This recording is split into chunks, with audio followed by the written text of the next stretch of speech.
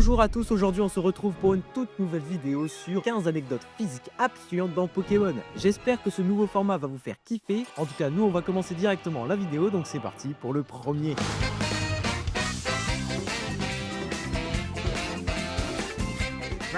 Pour la première anecdote, on va parler de ce Pokémon, Volcarpod. Ouais, je sais, personne ne fait vraiment attention à lui, mais vous allez voir, il est très surprenant, car on dit que c'est le Pokémon le plus fort du jeu.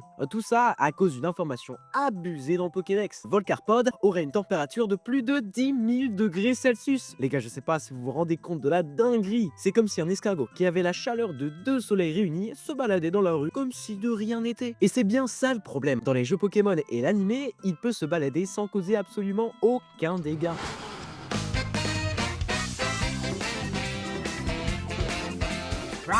Pour le deuxième, on va parler d'un Pokémon que beaucoup de gens aiment, Wailord. Alors, le problème n'est pas sa température, mais bien son poids. En effet, la baleine pèse 398 kg pour 14,5 mètres. Je pourrais comprendre que vous êtes un peu perdu, mais laissez-moi vous expliquer. Une baleine bleue de 30 mètres normalement constituée fait 180 000 kg. Si on fait le calcul rapidement, on s'aperçoit qu'une baleine de 15 mètres environ devrait faire 90 000 kg, soit 90 tonnes. C'est là qu'on se rend compte de la connerie monumentale. 398 kg doit correspondre à un cheval, mais pas à une baleine.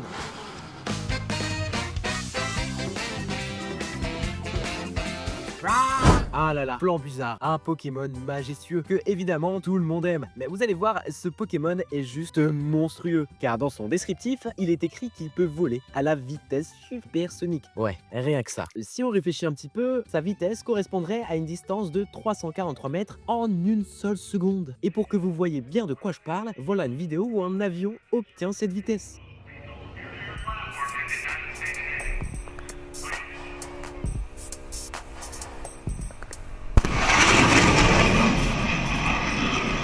Est-ce que vous voyez vraiment Flambuzzard voler à cette vitesse? Non, parce que ses ailes ne tiendraient pas une seule seconde. En fait, pour qu'il puisse résister à cette puissance, il faudrait que ses ailes ressemblent à ça et que ses muscles soient bien bombés, comme le Burgoost de Wallouz. Je suis pas sûr de celle-là par contre. Là où les avions sont parfaitement adaptés à ces vitesses, comme par exemple le SR-71 Blackbird, qui volerait à 3500 km/h, avec des matériaux comme du titane, eh bien il est capable de résister à une chaleur de 649 degrés Celsius. Malgré que Flambuzzard est un type feu, je ne pense pas qu'il pourrait vraiment résister à cette chaleur.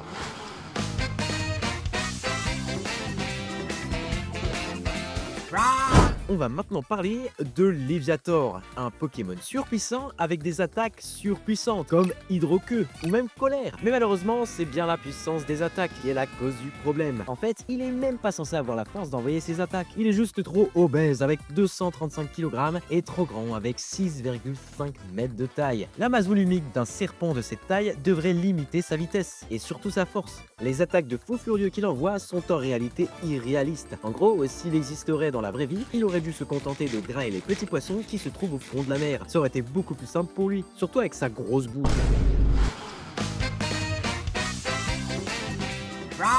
Je sais que Solgaleo et Lunala sont des légendaires et que c'est totalement normal qu'ils ont des descriptions abusées. Mais là, j'étais obligé de vous en parler. Il est dit que Solgaleo absorberait l'énergie du soleil et la mettrait dans un corps. Je vous apprends rien, mais c'est juste infaisable. Pour un petit corps comme lui, il ne tiendrait pas une milliseconde. Parce que l'énergie du soleil, ça représente 3,8 fois 10 exposant 26 watts. Foutre ça dans un animal, bah ça marche pas, hein. Mais bon, on est dans Pokémon, donc Rassoul.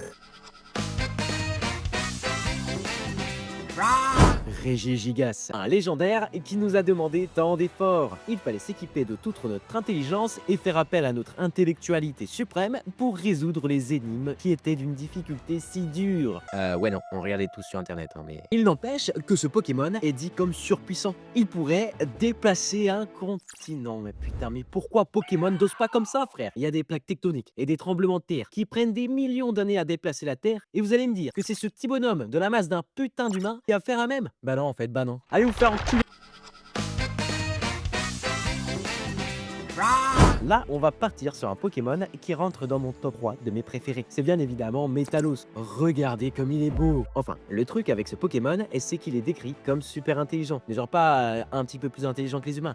Non, vraiment, il est capable de faire des calculs supersoniques. Genre vraiment, c'est abusé. Mais évidemment, il y a quelque chose qui pose problème. Comme tout mécanisme puissant ou non, on retrouve de l'énergie perdue. Voilà, c'est comme ton cerveau en ce moment même qui est en train de comprendre ce que je te dis et qui par la même occasion chauffe de malade. Et donc, vous le voyez venir, le cerveau de Métalos devrait chauffer énormément et n'a rien pour le refroidir. Surtout dans un climat ambiant tout à fait normal. Donc sa vitesse et ses capacités cognitives sont incompatibles avec la physique et la biologie de son corps.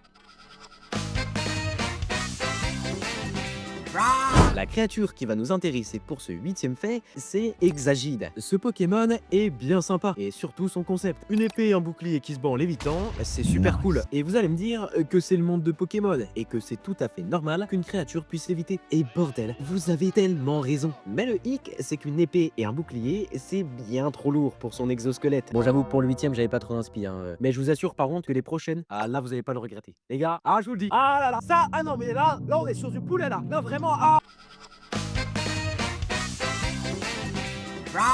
On va s'attaquer à un gros morceau. Et c'est le cas de le dire, parce que ce Pokémon n'est autre que Macogneur. En plus d'avoir 4 bras, il est capable d'envoyer 1000 coups de poing en seulement 2 secondes. Et si on aime bien les maths, cela signifie qu'il balance des mandales toutes les 0,002 secondes. On peut alors en déduire que Macogneur est 70 à 100 fois plus rapide qu'un boxeur humain entraîné. Maintenant qu'on sait ça, on va évoquer le problème. Si Macogneur frappe 500 fois par seconde, il produirait 125 000 joules, soit l'équivalent d'une petite explosion. Voilà, donc plus grand des calmes. Dans Pokémon, les combats de cette créature ne causent aucun dégât. Mais dans la vraie vie, le sol aurait été pulvérisé, les retours créeraient des ondes de choc immenses, et l'adversaire aurait été projeté à plusieurs mètres. Bon, ce Pokémon va plaire à beaucoup de gooners qui regardent mes vidéos, espèce de gros. Oh, qu'est-ce qui cloche avec Gardevoir? Et ben en fait, Gardevoir est capable de faire des trous noirs. Pour ceux qui n'ont pas la définition d'un trou noir, c'est tout simplement un endroit où la gravité est infinie, où rien ne peut s'échapper et où même la lumière est aspirée. Et ce truc, il aspire tout, genre vraiment tout. Même un micro-trou noir provoquerait une destruction massive et une attraction gravitationnelle extrême. Donc si l'autre folle crée un trou noir dans notre monde, toute la ville serait aspirée, accompagnée des gens sur place. Alors celui-là, quand j'ai lu sa description, ça m'a fait trop rire. Écoutez ça, si Spoik arrêtait de sauter partout, il mourrait. Et non, je ne vais pas parler du fait qu'il doit rebondir pour survivre, mais je préfère parler des moments dans Pokémon où il fait une sieste tranquille, sans pour autant avoir la moindre souffrance. En plus, on peut les capturer dans une Pokéball. Ça m'étonnerait qu'il puisse faire ses sauts tranquilles dans cette petite balle. Faisons un bond dans le passé pour retourner à la 7e génération. Dans celle-ci, on retrouve un Pokémon très important dans l'histoire. C'est bien Cosmovom. Il est tout mignon et il fait 0,1 m. Mais c'est pas ça qui est choquant, c'est bien son poids. Parce qu'il pèse, attention, tenez-vous bien, 999,9 kg. C'est abusé d'être gros comme ça, frère. Même mon tonton Walid il rivalise pas, gros. C'est pas drôle, c'est pas drôle. Tu m'enlèves ça, gros. Si peu drôle. Donc, cette petite balle pèse 1 tonne. Si on calcule sa densité, elle serait bien plus supérieure que celle connue aujourd'hui. Donc, avec toute cette masse, l'autre petite balle devrait s'enfoncer dans le sol. Mais dans Pokémon, il est tenu au calme dans les bras de Sacha. Genre, regardez-le, il tient 1 tonne dans les mains et ça le choque pas. Là, on va rentrer dans l'horreur. On va parler de Kadabra. Dans son descriptif du Pokédex, il est dit qu'il était originellement un garçon avec des pouvoirs psychiques, qui se serait malheureusement transformé en ce Pokémon. C'est tellement bizarre, surtout quand on sait que tous les Pokémon sont censés être des créatures bien distinctes de l'espèce humaine. Si c'est bien le cas, ça veut dire que beaucoup d'autres Pokémon sont en réalité des humains transformés. C'est une entrée dans le Pokédex la plus étrange de toute la série. Bon, même si c'est un peu hors sujet, j'étais obligé de vous en parler. On va parler de Tamboum, un Pokémon que personne n'aime. Mais bon, il est là, donc on va faire avec. Enfin bref, le truc insolite avec lui, c'est qu'il peut, avec la force de sa voix, détruire un bâtiment. Voilà, tout simplement. Si on essaye d'être réaliste, le cri de l'emboum s'élèverait à 200 décibels. Et je vous assure que ce n'est pas rien, parce que le son, c'est un tremblement des molécules. Donc, une onde de choc en quelque sorte. Si vous vous trouviez à côté de ce truc, vous seriez gravement blessé. Et en plus de ça, vos tympans seront complètement bousillés. Alors imaginez maintenant ce monstre en train de crier en continu. continu, parce que c'est bien ce qu'il est capable de faire. Il enverrait des explosions en continu.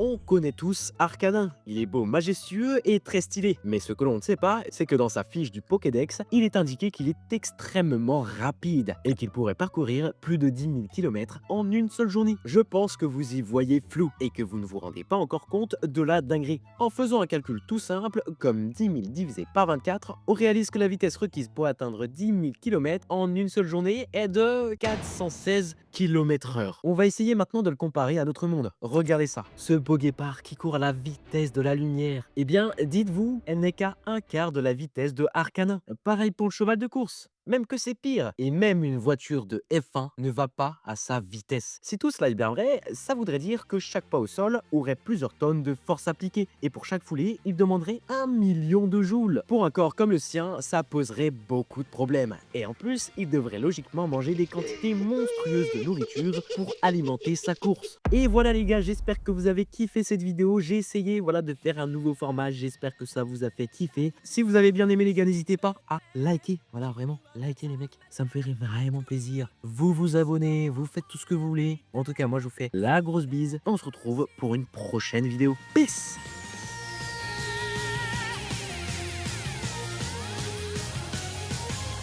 孤独でも